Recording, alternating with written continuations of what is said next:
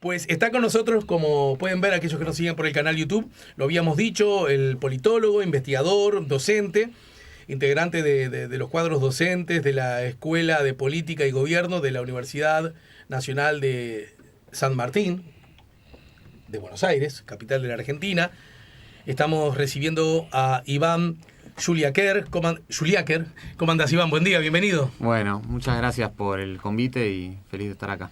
Y también está con nosotros Fabián Cardoso, el periodista, docente, especializado en los temas de comunicación política y de hecho presidente de la Asociación de Periodistas del Uruguay. Hola Fabián, buen día, bienvenido otra vez. Hola Ale, buen día, un gusto estar de nuevo por acá y un saludo a toda la audiencia. Bien, ya naturalmente vamos a hablar con Iván a propósito de dos actividades que van a ocurrir en el día de hoy.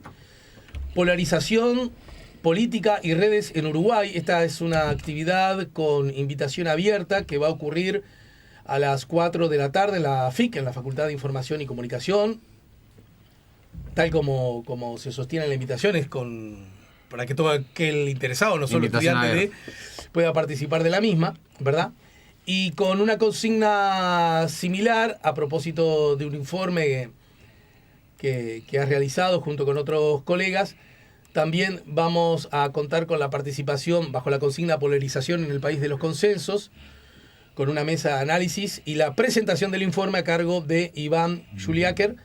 Esto va a ocurrir un rato después, a las 6 de la tarde, en la Asociación de la Prensa Uruguaya, en su salón de actos, en San José 1330, San José, esquina Ejido. Hasta ahí vamos bien, ¿no? Vamos, bárbaro. Fabián, y fiel a nuestra costumbre, vamos a romper con lo acordado, porque me gustaría, ya que te tengo, siento que cometería un error de comunicación grande, si no te hago una pregunta para hacer una referencia. Es gracioso porque hace media hora que estamos conversando y no se me ocurrió. Y se me ocurre solo cuando se enciende la luz. Yo creo que hay gente que no cree en estas cosas, pero ocurren estas cosas, ¿verdad? Y es, en el marco de una denuncia presentada por el secretario de Inteligencia, fue a comparecer ante la justicia, ante la Fiscalía en particular, un periodista, ¿no es cierto? Uh-huh. Y eso mereció, como en el tránsito de las libres ideas de la República, distintas miradas y distintos ejes. Pero sobre el tema se manifestó la Asociación de la Prensa del Uruguay. ¿En qué términos y bajo qué consigna? Bueno, en términos de preocupación, porque estamos nuevamente ante un caso de esas cosas que no pasaban tanto en Uruguay o no pasaban, que tiene que ver con periodistas que tengan que ir a declarar a la justicia por ejercer su trabajo, por hacer su trabajo. En este caso, además por un tema que ha llevado a un debate bastante intenso, sobre todo en redes sociales, que da cuenta sobre si existió o no una filtración de información de una comisión parlamentaria sobre un documento de inteligencia del Estado. Uh-huh. Está claro que una filtración existió porque se publica en la cuenta social de la red social Twitter de este periodista, el periodista Eduardo Preve, y en el informativo de TV Ciudad, información sobre el contenido de ese documento. Y ahí comienza una caza de brujas, o como le quieran llamar, sobre cómo se llega a ese documento. Si se lo dio un legislador, si se lo dio una fuente del Departamento de Inteligencia Estratégica del Estado. El tema es que el periodista consigue ese documento y esto es una consideración personal que se hizo institucional, hace su trabajo. Cuando un periodista recibe una información de carácter de interés para la población, la publica. Lo que lleva a que comience un debate político, donde participan integrantes del oficialismo y también de la oposición, que termina en que el secretario de Inteligencia del Estado hace una denuncia ante Fiscalía que hace que el periodista tenga que ir a declarar y que la jueza le solicite sus fuentes. ¿Quién es la fuente que le otorgó ese documento? ¿La jueza o la Fiscalía? No, la Fiscalía, perdón, la fiscal. Es en este caso el fiscal. Es en este caso que obviamente el periodista no revela sus fuentes, cosa que concretamente es lo que tiene que hacer. Uh-huh. Es decir, que no va a revelar sus fuentes, pero ya el hecho de que tenga que ir a declarar ante la justicia es un tema preocupante. Y luego todo lo que eso lleva, ¿no? La estigmatización, en redes, los mensajes de legisladores oficialistas descalificando el trabajo del periodista y hablando incluso de que estaba haciendo un atentado a la democracia. Aparecen por ahí conceptos otra vez. Sí, a la patria incluso. Difíciles de digerir, como que esto es un atentado a la patria. Sí, y Iván de pronto no lo percibe como algo tan lejano, pero el concepto patria, a diferencia de lo que ocurre en tu cercano, querido, admirado y amado país, es que el concepto patria, ustedes medio que lo manejan mucho más, ¿no? Sí. Claro. Desde la perspectiva, permítanme la observación, más republicana del Uruguay. Yo siento que hablar tanto de la patria es un poco peligroso porque justamente la historia muestra cuando se usa mucho la patria va en direcciones que a veces son muy peligrosas y que han causado grandes tragedias. Pero en todo caso es parte de otra discusión, ¿verdad? Pero sí es raro que en el Uruguay es raro, ¿verdad? Que el ministro de la Defensa, por ejemplo, dijo esto es un atentado a la patria. Es como raro, pero además surgen dos cosas un tanto extrañas. Primero, sostener que la filtración vino de un solo lugar. Sí, afirmarlo sin elementos. Sin por lo menos dejar abierta la puerta que cualquier tipo de filtración de cualquier documento, de cualquier noticia, puede venir de un lugar, pero puede venir de otro. Hasta ahora no se ha probado de dónde vino. Y puede venir de gente que, entre comillas, está más lejos de vos, y puede venir de gente que está muy cerca de vos, como ha ocurrido en la historia.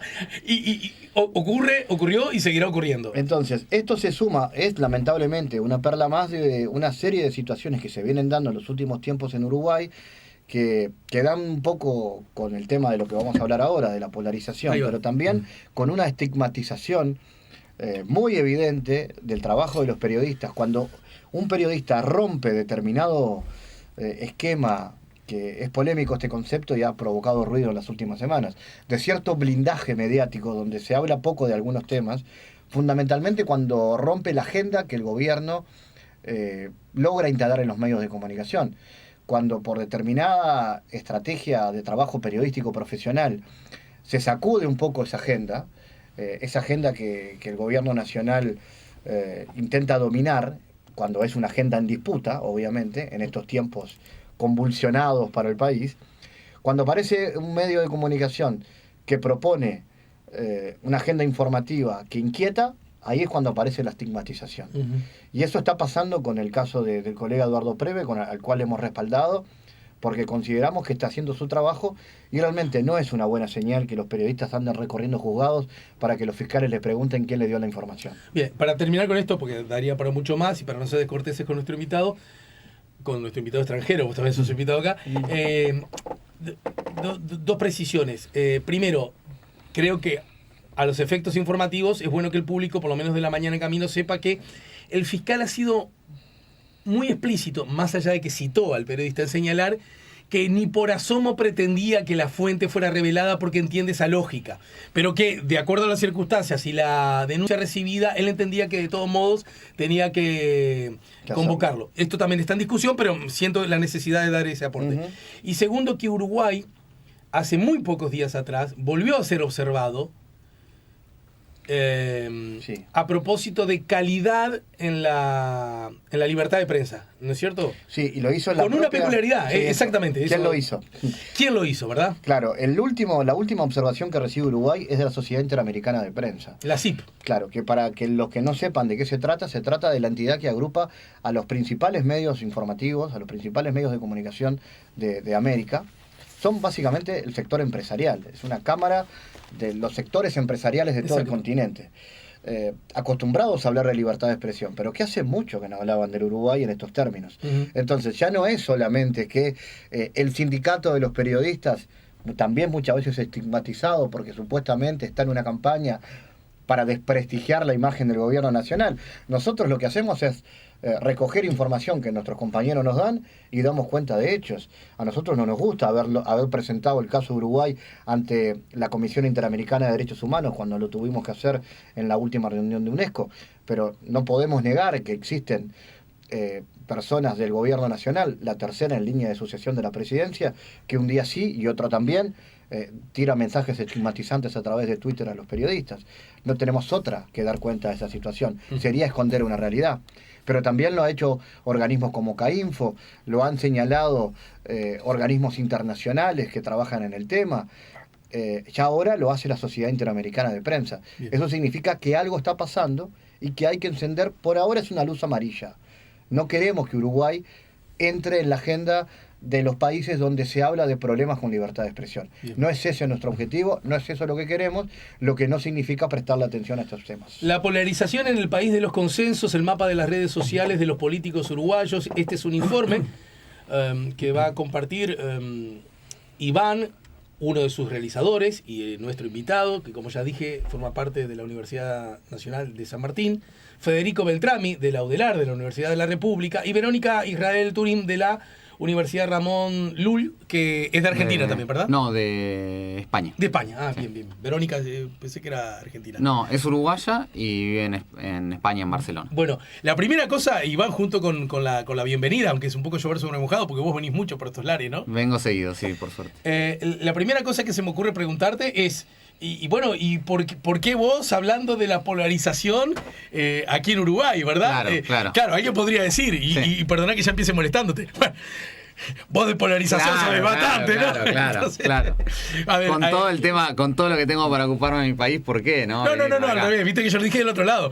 Es tanto lo que ocurre ahí que la pucha, si tendrás que herramientas de análisis rico para... También. Sí.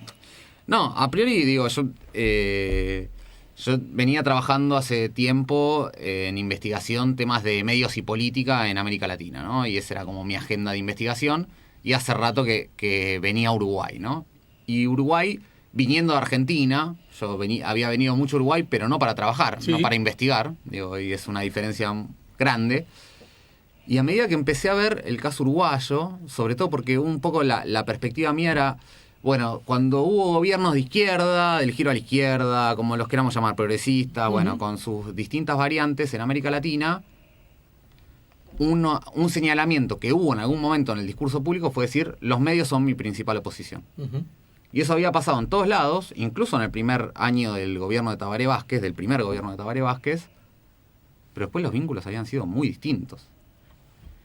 Y Uruguay a mí me sirvió un montón, no solo para explicar un caso específico, sino para ver que muchas cosas que uno puede dar por hechas, no sé, de vínculo entre izquierda y medios tradicionales, y qué sé yo, se van articulando en cada país. Y en ese sentido, una de las cosas que a mí siempre me sorprendió del caso uruguayo es esta posibilidad de las mesas compartidas entre actores que piensan muy distinto, ¿no? O sea, si hay algo que caracteriza a Uruguay es que se sientan distintos actores a discutir. Por eso el título implica consensos, el país de los consensos. Claro, el país de los consensos, la sociedad... Donde se encuentran los expresidentes, sí. Y está todo bien, no pasa nada. ¿No? Claro. Sonríen, son amables, se hacen chistes. Claro. Y hasta acuerdan cosas. Totalmente. Hace un mes, estuve en la Feria del Libro de Canelones y presentó el libro Sanguinetti en el departamento de Yamandu Orsi. Sí, claro. Bueno, son cosas quizás habituales. Y hace lógicas. 2 días presentaron otro libro, Sanguinetti y Mujica, un libro que hicieron juntos. Claro, bueno, juntos. por eso. Y en la Feria del Libro, ya que estamos todos girando, sí, en la inauguración estuvo la intendente de Montevideo, que como bien sabés, sí, se puede equiparar un poquito a una gobernadora. Claro. El nuestro no es un país federal, que además no está dicho en esos términos, pero es muy probablemente una precandidata a la presidencia de la República por el partido de oposición, el Frente Amplio, con el presidente de la República, Luis Lacalle Pou, que estuvieron juntos en el mismo hecho, en el mismo sentado uno al lado del otro, presentando una feria del libro, ¿no? Claro. Esos son gestos... habituales en Uruguay, disonantes cuando uno viene de otro lado. Ajá. Y entonces, en eso que también venimos estudiando con algunos equipos de la Universidad de San Martín, temas de polarización política hace un tiempo. Y hay algo que cuando uno agarra lo que se ha escrito sobre esto, el problema de la polarización ahora está bastante de moda en el mundo académico, sí, y también incluso circula en los medios y qué sé yo, pero surge al principio como una preocupación de los países anglosajones, ¿no? Con Trump y con el Brexit, ¿no? Claro. Que ahí dicen, hay algo que no estaba pasando en las redes, que no estaba pasando en los medios, que estaba pasando en las redes, y eso es polarización, radicalización antidemocrática de las derechas, en muchos casos.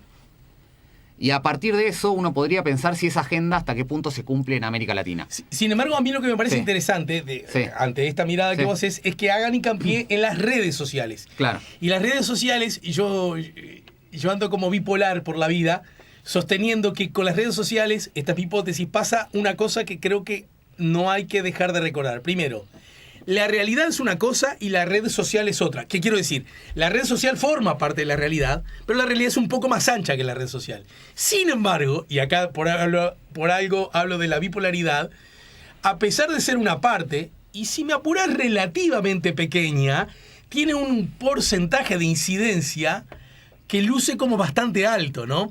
Entonces, el mapa de las redes sociales de los políticos uruguayos en el marco de esta polarización, que es un concepto global, mundial, sí. como lo acabas de decir, Sí. ¿qué rasgos adquiere en por ahora, el país de los consensos? Claro. Bueno, entonces, nada, a partir de eso uno puede decir, hay una tendencia global, que es que con las redes, como uno siempre es mayoría en el lugar en el que está, Claro. uno empieza a sentir al otro como mucho más extraño y empieza a circular por barrios donde permanentemente es mayoría, circula, se dice a veces la cámara de eco, ¿no? Estás en un lugar donde todos piensan como vos. Eso genera cierta polarización porque al otro lo ves como cada vez más extraño. Parte de la polarización es la legitimidad que le das al otro y el estatus que le das como persona, digamos, ¿no? Como actor legítimo. Mario Riorda, tu Sí. colega, bueno, para el público lo recuerdo, un argentino especialista en temas de comunicación política, dijo hace bien poco, en una actividad en la que estuvimos juntos, Fabián, bueno, vos de hecho Facultad de Ciencias Sociales. vos estabas en la mesa, yo estaba con los indios, ¿no? Dijo Mario una cosa muy interesante a propósito de refiriéndose a América Latina y señalando que Uruguay lucía todavía como una excepción, pero que era interesante cómo se empezaba a generar identidad política bajo la lógica del otro, ¿no? Yo no soy ese, claro. por lo tanto soy este, ¿no? Claro. Donde el otro parece ser mucho más que nunca determinante en quién soy, ¿no? Sí, sí. Eso está bien estudiado y la polarización política se dice efectivamente que lo que más te une es el desprecio por el otro más que la afinidad con los propios. Eso está bien estudiado y es así en la polarización política.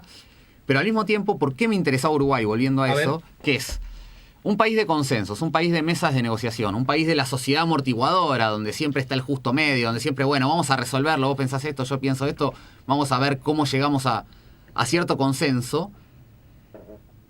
Aparecen las redes. En el país de los consensos, ¿cambia? O sea, el tipo de diálogo es el mismo que antes. Y ahí uno empieza a ver que en Uruguay sigue siendo un país de consensos, claramente, pero empiezan a aparecer cosas que para la historia y la trayectoria uruguaya son disonantes, no sé, son nuevas, son diferentes. Disonantes, nuevas, preocupantes. Bueno, sí, para mí sí, en el sentido de pensar que parte del consenso, primero quisiera hacer una aclaración, la polarización en algún punto en la política es necesaria, porque si todos estuviéramos de acuerdo en todo, si en nada estuviéramos con ideas diferentes, no habría democracia, o sea, sería casi posdemocracia, ¿no? O sea, pero la polarización empieza a ser preocupante para la democracia cuando el otro se vuelve un actor ilegítimo, cuando la violencia política contra el otro está permitida, ya sea la violencia física, que es la peor, pero también puede ser la violencia discursiva. Bueno, y ahí Brasil sí. bien cercanito luce, ¿no? Con esta campaña electoral que tuvo, incluso con las reacciones posteriores, ¿no? Claro. Luce como un buen ejemplo en ese sentido, ¿no? Nos dimos como en bolsa, vos terminó, ya dejate de dar, ya hay que decir, bueno, tomá, te doy la mano, te deseo éxito y contá conmigo, ¿no? Sí.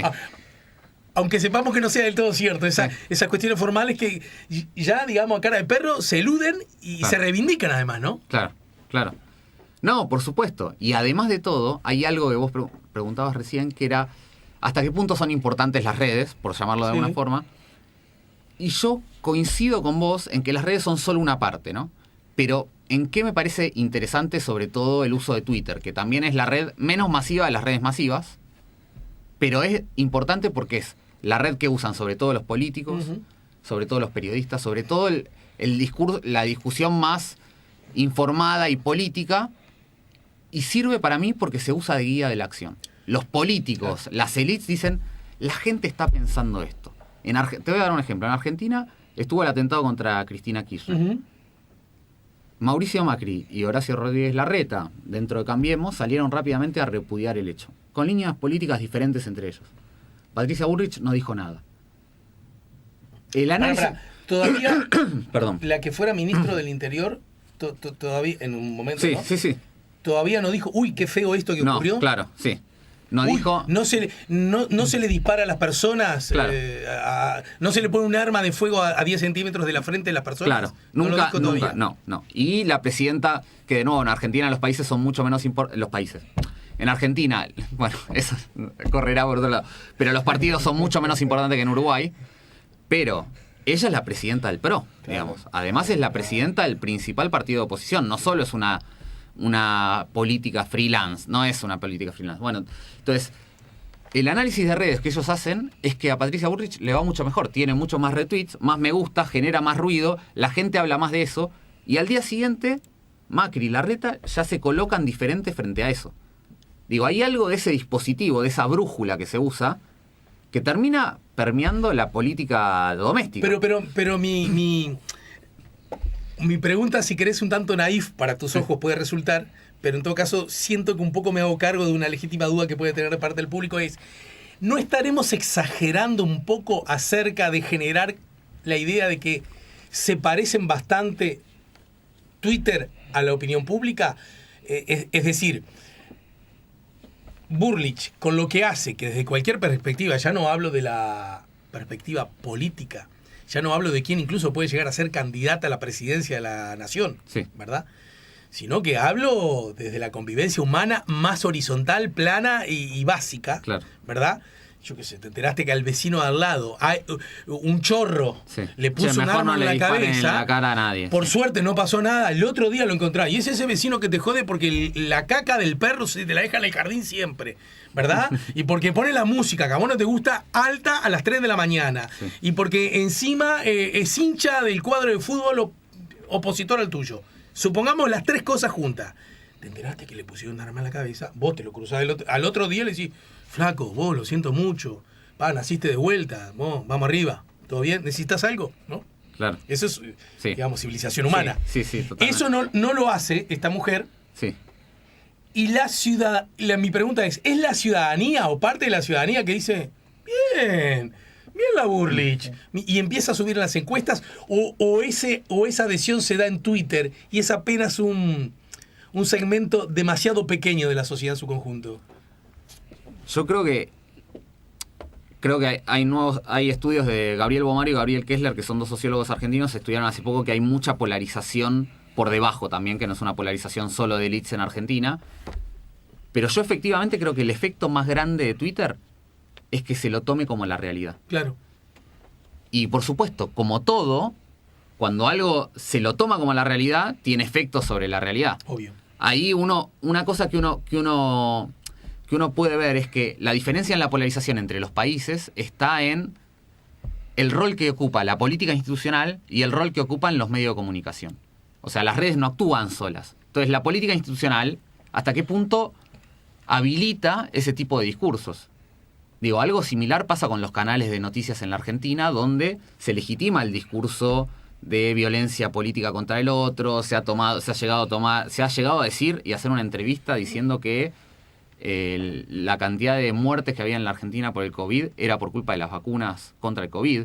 Digo, y esto fue en un canal de noticias, no es que fue un programa de cable perdido. Un negacionista terraplanista que no sé qué, no sé Claro, cuánto. que tiene un grupo de Facebook y lo siguen 50.000 personas, no importa, pero no, sino que fue habilitado y legitimado en el sistema mediático y en el sistema político. Yo ahí veo que en Uruguay hay una diferencia enorme, gigante. Sin embargo, noto para la trayectoria uruguaya que hay parte de las cosas que uno dice, che, lo de la polarización es un fenómeno global. Che, los que salen a minar, a erosionar las trayectorias de otros en redes sociales, les paga eso, les funciona, Uh-huh. Y la pregunta que te hago en medio que en el final, porque además queremos que la gente se sume a cualquiera de estas dos instancias, o a las dos, ¿verdad? En todo caso, vayan a la primera, a la segunda vayan diciendo, yo esto ya lo sé, porque lo escuchaste un rato antes. Pero que ¿no? vayan. Pero que vayan. Me parece una cosa, se me ocurre que puede ser interesante preguntarte, esto le paga, ¿no? Curiosamente, esto termina siendo rentable desde alguna perspectiva. ¿Con algún sesgo ideológico en particular? Quiero decir, de esta polarización, ¿ganan? La pregunta es, me obligo a hacerla, ¿no? ¿Ganan los más moderados, los del centro, ¿Ganan los que uno puede identificar más sobre la izquierda? ¿Ganan más los que uno puede identificar sobre la derecha? ¿Hay alguien en particular del espectro político que gane más con esta polarización y esta notorio crecimiento de la violencia en sus distintas formas? Con algunas excepciones, en general la polarización es asimétrica hacia la derecha. Y en general los que más rédito sacan de esto son las derechas. Eso está bien estudiado, o sea, lo estudiaron Hunter y Pearson en un texto de hace 6 años, que justamente ellos una cosa que muestran es que como el Tea Party en Estados Unidos, que surgió 10 años antes de Trump, con la misma agenda de Trump, no le importaba tanto la democracia. Porque su agenda de eliminar ciertos derechos, de avanzar contra el Estado, claro, de que las políticas públicas no funcionen, era una agenda no necesariamente democrática. Entonces, cuando se rompe el debate democrático, cuando la palabra no importa, ¿quiénes ganan? Los que tienen poder más allá de la palabra. Entonces, cuando se rompe la palabra, seguramente pierden otros. Hay excepciones, digo, en Nicaragua no podríamos decir la derecha es la que maneja esto, digamos, ¿no? Por decirte algo, pero sí, en líneas claro, generales, después hay que ver cómo se tramita en cada caso, en general esa radicalización autoritaria viene más hacia la derecha y es una polarización más asimétrica, digamos, asimétrica hacia la derecha, que es la que gana rompiendo el debate. Para terminar, por hoy, hay un mapa muy interesante en tu estudio que tiene que ver cómo el mapa de las redes, ¿verdad? Digamos, cortado por la mitad, la red del Frente Amplio por un lado, la red de la coalición gobernante multicolor. ¿Hay algún dato que casi como titular lucen como distintas a la hora de analizar, ¿no? Una es más horizontal, la otra es más jerarquizada. Contanos algo de eso. Bueno, una cosa que uno ve en Uruguay es que, a pesar de las mesas compartidas, hay un río que separa a la coalición multicolor del Frente Amplio. O sea que tenemos espacios que circulan sobre todo entre sí, por ellos mismos, ¿no? Eso a la hora de ver el mapa. Del mapa del comportamiento de las redes. Sí, quién interactúa con quién se lleva con quién sigue a quién. Bueno, hay algo que... Y al mismo tiempo, el centro, sobre todo en la coalición multicolor, lo ocupan figuras más moderadas. O sea, los que están más cerca del Frente Amplio en las redes son las figuras más moderadas, por ejemplo, Mieres. Y después, si no, hay figuras que están al lado del Frente Amplio y a uno les llamaría la atención, pero en realidad están al lado del Frente Amplio porque lo que hacen es estar todo el tiempo interactuando con el Frente Amplio, pero pinchando, digamos, ¿no? Ajá. O sea, eso es un poco una cosa que uno ve, y después algo muy particular de la red del Frente Amplio, por ejemplo, es que es una red súper horizontal, donde no hay figuras que descollen, salvo 2 figuras que un poquitito más, que son Carolina Cose y Yamandu Orsi. Yamandu Orsi más cerca del centro. No es casual, teniendo en cuenta los tiempos que se vienen, ¿verdad? Yamandu Orsi más cerca del centro y Carolina Cose un poquito más en el centro del Frente Amplio. Más al centro, no entendí. Más al centro, perdón, más cerca de la coalición. En el espectro general, claro, Yamandú, más sobre el Frente Amplio. Más, sí. Dicho de otro modo, Carolina, desde luego un poquito corrida a la izquierda de Yamandú. Sí, o más articulada con su propio partido. Bien. Y con menos diálogo con la coalición multicolor. Bien. ¿Y qué pasa en la coalición de centro-derecha? En la coalición, la centralidad absoluta es la del presidente, sin dudas. Y el presidente no está tan cerca del centro político de todo el sistema, no está cerca del Frente Amplio, sino que está muy resguardado dentro de la propia red de la coalición multicolor. O sea, tiene mucha red en el medio, como si tuviera barreras, pensemos, o en realidad no barreras, conexiones, que lo colocan en el centro de su propia coalición, no en el centro de todo el sistema partidario. Bueno, como tengo más ganas de seguir aprendiendo y escuchando, me aseguraré de estar en una o en las 2 actividades. En todo caso, Fabián, al final volví a invitarnos para la actividad. Supongo que vos haces especial hincapié en la que APU es organizadora, ¿no? Claro, está buenísimo estar en todas las que se puedan. De hecho, además, Natalia está participando ahora. Creo que ahora están, ¿no? O no, a la tarde. Natalia Luguete a las 4, sí. De la actividad de las 4 de la tarde con Iván en la FIC, pero además hay un curso de educación permanente que está haciendo la facultad FIC también, sí, sobre estos temas. Así que, de alguna manera, estamos aprovechando la visita de ellos para que se hable de estos temas en Uruguay. Especialmente lo que APU está proponiendo es el inicio de un debate que entendemos los trabajadores y trabajadoras de los medios de comunicación tenemos que dar desde también el periodismo, desde nuestro lugar como trabajadores. A las 6 de la tarde los esperamos en la sede de APU, San José 1330, esquina Ejido, ahí al lado del ex Mercado de la Abundancia, para que se ubiquen. Además va a tener transmisión online a través del portal apu.uy. Vamos a estar junto a Iván y además comentando el informe de Iván junto a Amnistía Internacional, representado por Alejandro Umpierres, y CAINFO, representado por Daniel Lema. Estas 3 organizaciones de la sociedad civil vamos a estar dando nuestra mirada sobre la polarización en Uruguay, el papel que le cabe a la sociedad civil en esto, y comentando algunas de las miradas que nos va a comentar Iván hoy. Tirame un titular.